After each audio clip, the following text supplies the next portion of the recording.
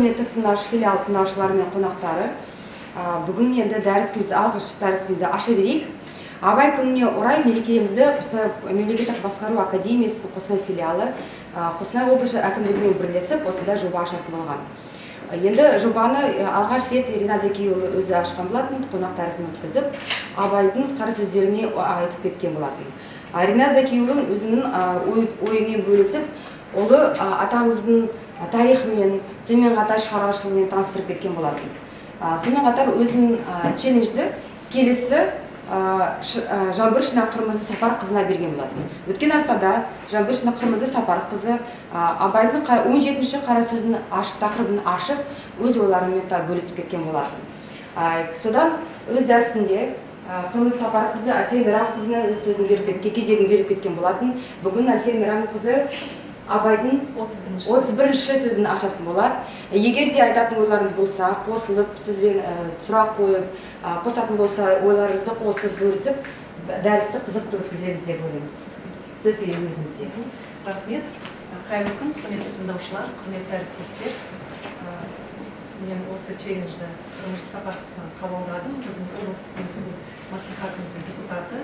Челленджді сол облыстың депутаты Есиева Ғания Қалимжанқызына жіберемін. Бүгін біз сіздермен қазақтың ұлы ойшылы, ұлы ақыны, философы Абай Құнанбайұлының 31-ші қара сөзіне шолу жасап талқылаймыз. Бұл еңбек Абайдың басқа шығармаларында сияқты әрбір адамның өз-өзінің дамытуға, әсіресе мемлекеттік қызметте жүргендерге өте асыл мұра. Жалпы тақырып жағынан бірнеше топқа бөлуге болады. Абайдың қара сөздерін 31-ші сөз ол еңбек, ғылым, білім, өнер тақырыптарына сай. Ал енді 31-ші сөз.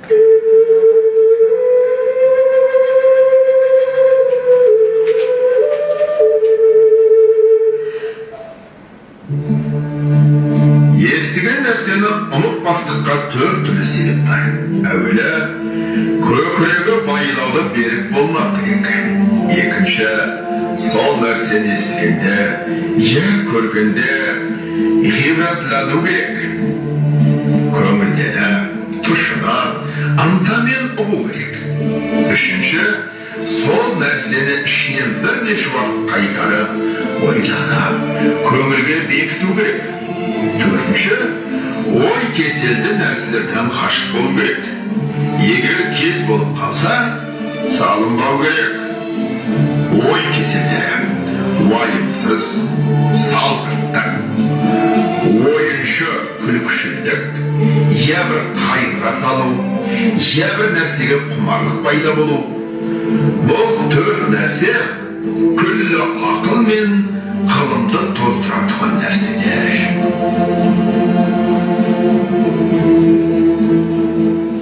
Әріптестер, жалпы ұлы Абайдың әр сөзі терең ойға, өзінді ортаны тануға шақырады. Байқасақ, ақын білімді қабылдау мен есте сақтау мәселелеріне осы 31-ші қара сөзде терең үңілуге шақырады. Абай білімді терең ұсынып, оны есте сақтауға ықпал ететін төрт себепті атап көрсеткен, нақты бізге инструкция қалдырып кеткен. Қазіргі кезге де осы инструкцияны пайдалана отырып, сіздерге осы жергілікті атқарушы органдардың көбінесе байқасам, қызметкерлер сияқты күнде пайдалануға ұсынамын. Менің ойымша, мемлекеттік қызметшілер қазіргі таңда осы инструкцияны пайдаланып, өзін дамытуға ұмтылу қажет. Қазір сұрасам, сіздер айтасыздар да 3 жылда 3 күнге ғана оқуға келесіздер. Ол өте аз. Келесіздер ғой, сондықтан 3 жылды күтпей, күнде өз ынтаңызды қосып, бүкіл дағдыларыңды дамытуға шақырамын. Енді менің қазіргі заманғы мемлекеттік қызметшілерге қажетті дағдыларды ұсынғым келеді. Ол менің жеке пікірім, бірге осыны талқылауға ұсынамын. Ақпараттық технологиялар мен жүйелерді игеру, күнде қазіргі дамыған цифрландыру дамыған заманда сіздер күнде осы ақпараттық технологиялармен және жұмысқа келгенде ақпараттық жүйелерді қосып жұмыс істейсіңдер, иә? Мысалы, қандай ақпараттық жүйелермен күнде жұмыс жасайсыздар? Қызмет, лицензия, дұрыс. Easy Project, Bittrex, бүгін олар өте көп, олар күнде өзгереді, сондықтан оларды дұрыс игеру бүгінгі қазіргі таңдағы мемлекеттік қызметшіге аса қажет. Келесі өз саласында құзыреттілікті үнемі арттыру. Сіздер әріптестер, әрбір салаңыздың, мысалы сіз ауыл шаруашылық саласының маманысыз, өз саласын профессионалын болуға шақырамыз сіздерді. Тек қана дұрыс пайдаланып, өз саласы бойынша жағдайды талдай білу, жұмысты жетілдіру және де креативті инновациялық ұсыныстарды енгізуге сіздерді шақырамын. Бүкіл сіздің біліміңіз әрқашанда жетілдіру қажет. Келесі халықпен коммуникация жасау, жоғары сапалы қызмет көрсету. Сіздердің араларында мемлекеттік қызметтер көрсетіңдер бар ма? Бар. Көрсетесіздер. Мемлекеттік қызметтерді көрсетсеңіз, сіздер әрқашанда халықпен коммуникацияда боласыздар. Ол да дағды, оларды әрқашанда жетілдіріп отырып қажет. Жетілдіре отырып қажет. Тілдерді меңгеру, мемлекеттік тілді тиісті деңгейде білу.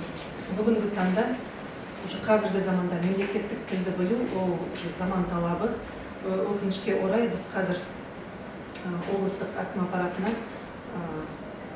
соңғы кездері көп шағымдар түсіп жатыр. Мемлекеттік қызметшілер, кейбір мемлекеттік қызметшілер өз ана тілінде жауап бере алмайды. Сондықтан құрметті әріптестер, өз, мысалы қазір курстар бар, курстарға егер уақыттарыңыз жетпей, жұмыста уақыттарыңыз жетпесе, өз-өзіңізді әрқашанда жетілдіріп, тілдерді үйрену керек. Мемлекеттік тілді тиісті деңгейде білу қазіргі заманның талабы. Соны әлеуметтік медианы пайдалану, ол да үлкен жақсы дағды. Себебі сіздер әрбір саланың нағыз маманысыздар. Өз жұмыстарыңызды әлеуметтік медиа, яғни социальный сети арқылы дұрыс көрсетіп, халыққа жеткізу, ол да дағды. Жасанды интеллект мүмкіндіктерін пайдалану. Қазіргі кезде өте көп нейросеттер бар, иә? Білейін деп едім, сіздер пайдаланасыздар ма, жоқ па? Бар ма сіздердің араларында нейросеттерді пайдаланатындар?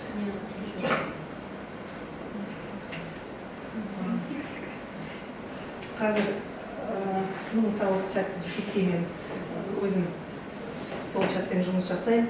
Бүкіл интернетте болған ақпаратты сізге жинап береді, біріктіріп береді, жасап береді. Ойыңызды жеткізе алмайды, бірақ өте пайдалы нейросеттер көп өте қазір. Соны игеруге, ұмтылуға сізді шақырамын, міндетті түрде. Шығармашылық және интеллектуалды қабілеттерді дамыту. Яғни кәсіби саладан басқа да салалар туралы пайдалы білімге ие болу керек әрқашанда. Ол өздеріңіз үшін. Жеке қасиеттерді үнемі дамыту. Ол әрбір мемлекеттік қызметші әдептілік, адалдық, тәртіптік, еңбекқор. Сендер сондай көп жылдар қызмет атқарасыздар мемлекеттік қызметте. Мен ойымша, ондай проблема сіздерде жоқ. Және тұрақты өзін-өзі дамыту, яғни бүкіл жақсы жетістіктерге жұмыста жету үшін денсаулығын, саулығы жақсы болу керек. Енді сіздер қандай дағдыларды осыған қоса аласыздар? Жеке тәжірибеңізбен бөлісуге дайынсыздар ма? Әріптестер, жастар.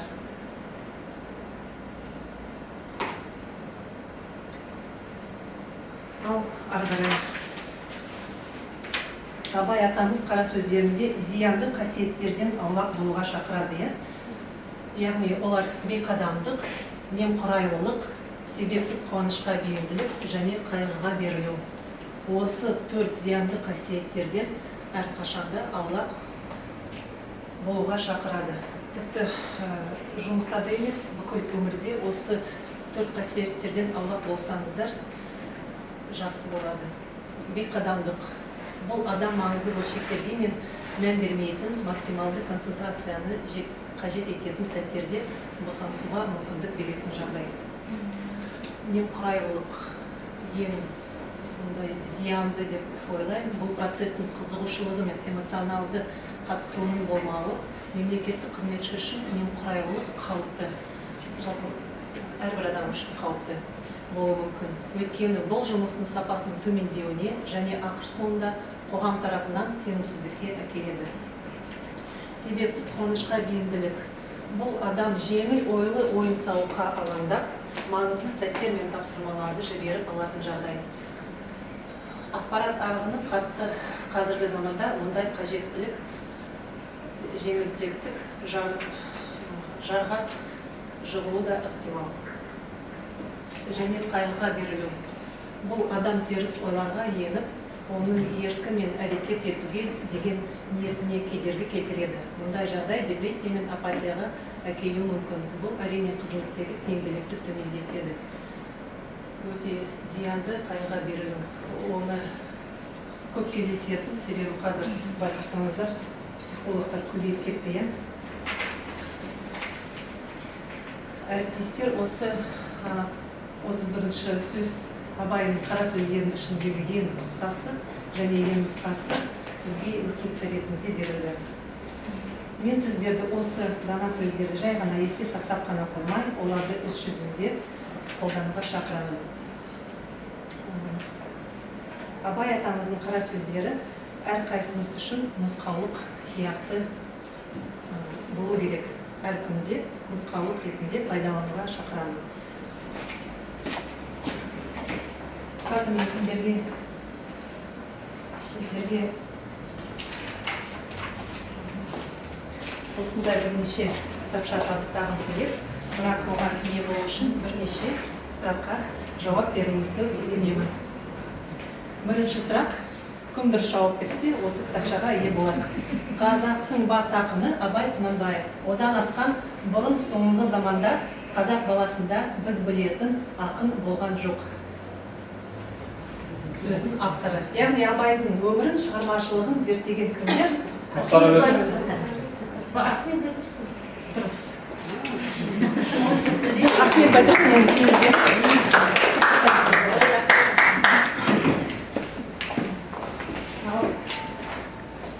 Мәдениет пен білімнің маңызын насихаттауға ашып қойдым сіздің алдыңызда. Насихаттауға арналған Абай Құнанбайұлының тұңғыш шығармасы. Кәнеки? Абайдың тұңғыш шығармасы. Кәнеки? Мәдениет пен білімнің маңызын насихаттауға арналған Абай Құнанбайұлының тұңғыш шығармасы. Кәне естеріңізге сала кетейік. Мектептің бағдарламасы.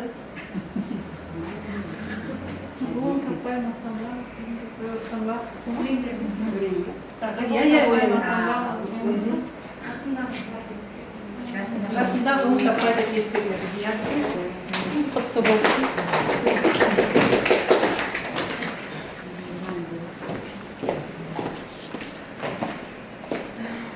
Жас бала анадан туғанда екі түрлі мінезбен туады. Қай қара сөзінен? Жоқ. Біреуі ішсем, жесем, ұйықтасам. Естеріңізде бар.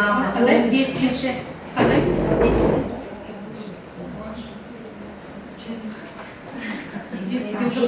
Бесінші қара сөз. Құтты болсын.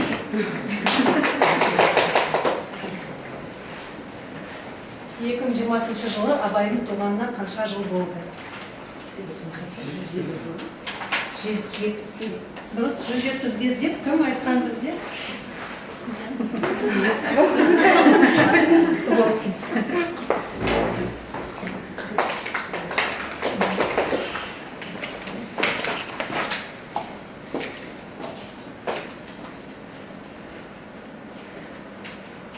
Енді пікірлеріңіз бар ма? Құрметті әріптестер, қос ақындарымыз, алыс жақтан келгендер. үйге саматырия, көріп тұр, көздеріңізден жұмыс күтіп сіздерді. Хамид, ал қызметті әріптестер, мен сіздерді осы дана сөздерді жай ғана есте сақтап қана қоймай, оларды іс жүзінде жұмыста қолдануға шақырамын. Сіздердің жұмыстарыңызға жеміс тілеймін, табыс тілеймін.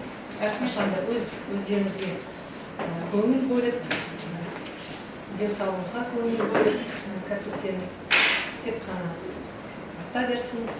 Әрқашан осында келіп, білім алып, өз бетінше Абайдың қара сөздеріне назар аударып, күнделікті нақты инструкция ретінде пайдалануға шақырамын. Сіздерге көп рахмет. Сұрақ қойған бар ма сізге? Иә. Сіз өзіңіз бағана сайтты қайттан ауыстырсаңыз, қандай дағдылармен сіз өзіңіз, қандай дағдыларды өзіңіз өткізесіз? Өзім пайдаланасыз қандай дағдылар? Өзіңіз, жеке басыңыз. Ол менің жеке басым дағдыларым. Осылардың Иә, осылар, сондықтан сіздердің дағдыларыңыз, қосатындарыңыз бар болса, қосыңыздар.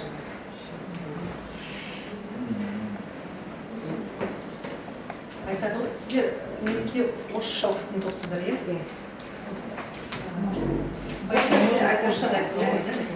Сегодня современные госслужащие, коллеги, может быть, кто-то, извиняюсь, если сейчас какая-то часть аудитории не поняла тему лекции, я хотела обратить ваше внимание на саморазвитие. То есть, чтобы вы не ограничивались только теми часами учебы, которые приезжаете, здесь получаете. Я уверена, что здесь самые лучшие у нас преподаватели, но чтобы быть современным госслужащим, чтобы идти в ногу со временем, надо постоянно развиваться. Вот. Это основа основ, но я уверена, что у вас есть еще что дополнить, поэтому было бы очень приятно, если бы тоже поделились своим опытом. Современный госслужащий должен владеть информационными технологиями, современными всеми информационными системами, да? У нас есть люди, к сожалению, в своей практике говорю, приходят и считают, что Екозмет за них должны кадровая служба отрабатывать. Да? У вас тоже такое есть? Екозмет — это ваш личный кабинет, где вы заходите на свою личную страницу, обновляете, пишете заявление, пишете заявление на отпуск, служебные записки на командировки и так далее. Поэтому я вот всех вас призываю, чтобы вы постоянно совершенствовались и узнавали новое. Если даже система в вашем органе появилась, но вы в ней не работаете, ну то есть там другой сотрудник ответственный, тоже вникаете, изучаете, но это лишнее не будет. Повышение квалификации. Здесь вы, как специалист каждой своей отрасли, просьба не останавливаться на достигнутом, на том, что знаете, тем, что владеете. Прошу вас постоянно совершенствоваться, передавать свое экспертное мнение. Для этого есть у нас социальные сети. Я уверена, что все вы их ведете. Сейчас, вот, если заметили, активно социальные сети у нас ведут политические госслужащие. Вы все из регионов, это ваши акимы городов и районов. Они ведут прямые эфиры, выходят некоторые пару раз назад практика, я просто на всех подписана. И прямые эфиры прям проходят по улице, жители выходят, ведут беседы. То есть, ну, они свои полномочия выполняют и все это транслируют. Вот, поэтому вы, как эксперты в своей области, тоже можете активно развивать свои страницы в популярных сетях, как Instagram, Facebook и так далее. Коммуникации с населением и оказание качественных государственных услуг. Ну, то есть я теперь дублирую то, что оказалось. Надеюсь, что все поняли уже. Коммуникации с населением — это сейчас активный самый вопрос. Раз вы оказываете государственные услуги, вы постоянно на связи непосредственно с людьми, да? Они обращаются где-то онлайн, где-то офлайн, поэтому всегда надо быть дружелюбными, терпеливыми. Зачастую у нас госслужащие ведутся на провокации. Есть же такое, да? Приходят нетерпеливые жители, которым надо вот здесь и сейчас оказать услугу, хотя есть регламент, есть сроки, поэтому вы должны постоянно работать над собой, где-то над своими какими-то чертами характера, поэтому прошу обратить на это внимание. Знание языков, в частности государственного, но это уже требование времени. Хочешь, не хочешь, я думаю, здесь вопрос об этом не стоит. Надо учить. Учить, и все зависит только от вас самих. Правильно же, язык за вас никто не выучит. Другую работу какую-то выполнит, но это только ваше вот личное стремление должно быть. Сегодня современный госслужащий должен отвечать на языке обращения. Да, я понимаю, если вам на другом иностранном языке обратились, вы можете не ответить. Но если на государственном, вы обязаны ответить. Как я уже отмечала, что к нам в последнее время участились жалобы от населения, от услугополучателей, от поставщиков на действия госслужащих некоторых, которые, к сожалению, не могут отвечать заявителям на языке обращения. Поэтому, чтобы не было таких казусов, когда вы говорите: извините, я сейчас приглашу переводчика, это я-персе. Возможности искусственного интеллекта. Это прям номер один сейчас тема. Подключайтесь, и вот много со временем, чтобы идти, надо изучать. Сейчас есть такие нейросети, которые и мертвого оживляют. Видели же в интернете много таких картинок? И где соберут всю информацию и выдадут тебе с сети интернет полный обзор по вопросу, который вам интересен. Я пользуюсь тоже и изучаю. Творческие, интеллектуальные навыки, то есть современный госслужащий должен не только в своей сфере быть профессионалом, но также развиваться и в плане творчества и интеллектуального развития. Все возможности сейчас есть, я не думаю, что надо ждать 3 года, чтобы приехать сюда и что-то новое узнать.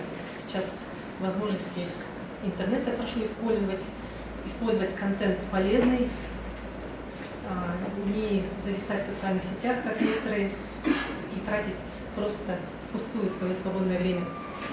Использовать самые топовые, самые лучшие площадки, где вы можете что-то подчеркнуть в сфере своего личного развития и в сфере развития той отрасли, в которой вы работаете. Ну, личные качества, я думаю, это у вас есть уполномоченные по этике, которые с вами постоянно проводят беседы и на эту тему разговаривают. Ну и развитие, чтобы достигать любых других достижений, новых вершин, вам нужно крепкое здоровье, которое не купишь ни за какие деньги. Надо заниматься спортом, уделять время себе. Сутки сейчас 24 часа, поэтому человек, который хочет достичь чего-то, он находит время для всего того, что важно для него. Поэтому, коллеги, прошу ваши дополнительные навыки, которые, может быть, я тоже буду применять к себе лично.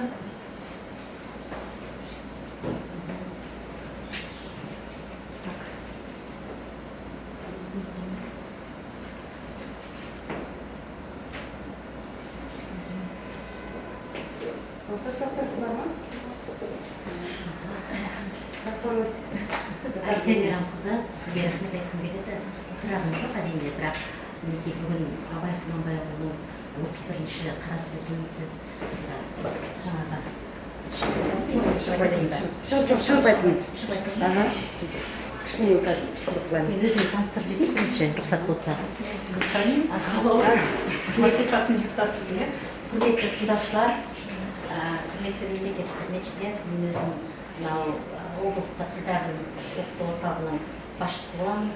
Айсемирам қызы, сіз айтып кеттіңіз ғой енді, мемлекеттік қызметшілер негізі мемлекеттік тілді білу керек, ол заманның талабы деп.